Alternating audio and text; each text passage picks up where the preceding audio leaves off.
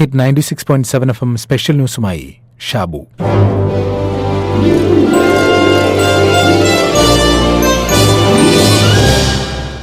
സമത്വസുന്ദര ലോകം സ്വപ്നം കണ്ട ഹ്യൂമനിസ്റ്റായ കവി ONV കുറുപ്പ് ഒരിക്കൽ എഴുതി, അരയാലും ഈന്തപ്പനയും ഒലിവ് മരവും ഒരുമിച്ച് പൊഴിക്കുന്ന സ്നേഹമർമരം കേൾക്കാൻ കൊതിയുണ്ടെന്ന്.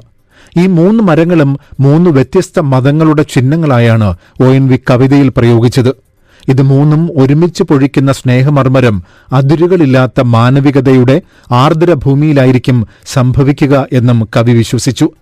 സമത്വസുന്ദര ലോകമെന്നത് വെറുമൊരു സ്വപ്നമായി അവശേഷിക്കരുത് എന്നാണ് തനി ഹ്യൂമനിസ്റ്റുകളെല്ലാം ആഗ്രഹിക്കുന്നത്.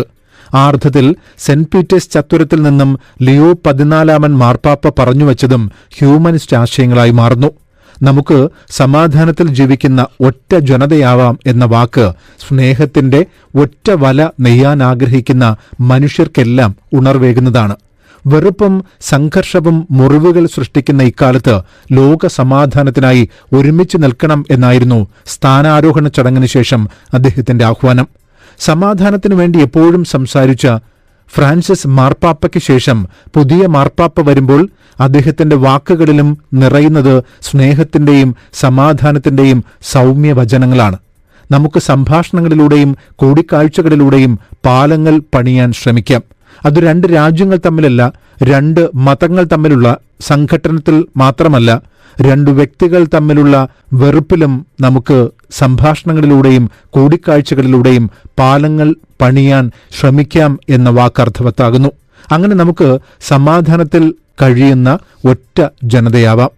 ഫ്രാൻസിസ് മാർപ്പാപ്പയുടെ പിൻഗാമി സംഘർഷഭരിത ലോകം മാറണം എന്നല്ലാതെ മറ്റെന്താഹ്വാനം ചെയ്യാനാണ്? ഏറ്റവും ഒടുവിലത്തെ ഈസ്റ്റർ സന്ദേശത്തിൽ പോലും ഫ്രാൻസിസ് മാർപ്പാപ്പ ആഹ്വാനം ചെയ്തത് ഗാസയിൽ വെടിനിർത്തി സമാധാനം പുനഃസ്ഥാപിക്കണം എന്നാണല്ലോ. സംഘർഷ ഭൂമികകളിലെ ജനങ്ങളുടെ സങ്കടങ്ങളും യാതനകളും കണ്ട് മനംമടുത്തിട്ടാണല്ലോ ആശുപത്രി വാസക്കാലത്ത് പോലും യുദ്ധഭൂമിയിലെ ജനങ്ങൾക്കായി അദ്ദേഹം സംസാരിച്ചത്. യുദ്ധം വേണ്ടെന്നും ചോര കൊണ്ടല്ല പുതിയ ലോകം സൃഷ്ടിക്കേണ്ടത് എന്നുമാണ് അദ്ദേഹം പറഞ്ഞത്.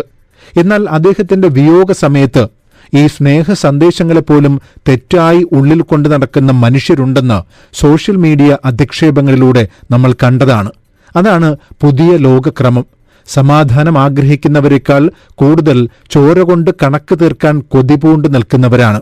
അവർക്ക് സ്നേഹ സന്ദേശങ്ങളോട് പുച്ഛമാണ്. യുദ്ധമില്ലാത്ത ലോകവും മനുഷ്യരാശിയുടെ ശാശ്വത സമാധാനവും വെറും മോഹങ്ങൾ മാത്രമാണെന്ന് തിരിച്ചറിഞ്ഞിട്ട് കൂടിയും അതിനുവേണ്ടി നിരന്തരം വാദിച്ചുകൊണ്ടിരിക്കണം ഹ്യൂമനിസ്റ്റുകൾ. കാരണം ആ പ്രതീക്ഷ ഉള്ളിൽ പേറി സമാധാനത്തിനു വേണ്ടി വാദിക്കുന്ന വലിയൊരാൾക്കൂട്ടം ഉണ്ടാകുന്നുണ്ട്. അവരുടെ ശബ്ദം എതിർ കൊലവിളി ശബ്ദത്തിൽ പതിഞ്ഞു പോകുന്നുണ്ടെങ്കിലും സമാധാനത്തിനായുള്ള മുഴക്കം ദിക്കുകളാകെ ഉയരുന്ന ഒരു കാലം വരും. കാരണം സ്നേഹവും സമാധാനവും മാത്രമാണ് സത്യം. ONV എഴുതിയതുപോലെ, എന്നെന്നും വിടർകണ്ണാൽ കാണട്ടെ സ്നേഹമെന്ന സത്യം.